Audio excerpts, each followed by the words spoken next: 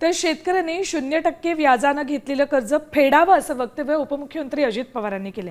0% व्याजदरानं पैसे दिल्यानंतरही सारखं फुकट आणि माफ कशाला हवं असं ते म्हणालेत।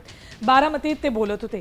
तर अजित पवारांचं वक्तव्य मुख्यमंत्र्यांना तोंडावर पाडण्यासाठी असेल असा टोला बच्चू कडूंनी लगावलाय।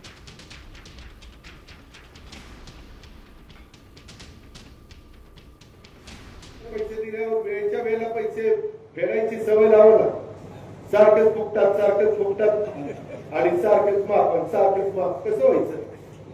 असं नाही चालत। एकदा साहेबांनी माफी दिली, एकदा देवेंद्रजींनी दिली, एकदा आम्ही उद्धवजींच्या सरकारमध्ये असताना दिली।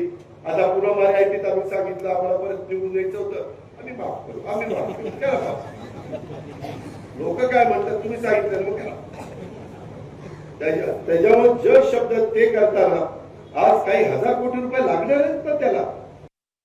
ठीक आहे, पण काल त्यांनी कबूल केलेलं आहे। कसं आहे, मुख्यमंत्र्याची नामुष्की जर अजितदादा करत असेल तर तो त्यांचा अंतर्गत वाद।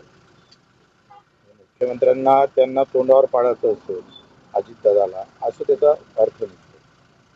म्हणजे एखादी घोषणा मुख्यमंत्र्यांनी केल्यानंतर उपमुख्यमंत्री जर असं बोलत असेल तर ते चुकीचं आहे। त्यांच्या अंतर्गत वादापोटी ते बोलले असेल। आता isakal.com आहे देशातील नंबर 1 ची मराठी न्यूज वेबसाईट। प्रत्येक अपडेटसाठी isakal.com ला नक्की भेट द्या।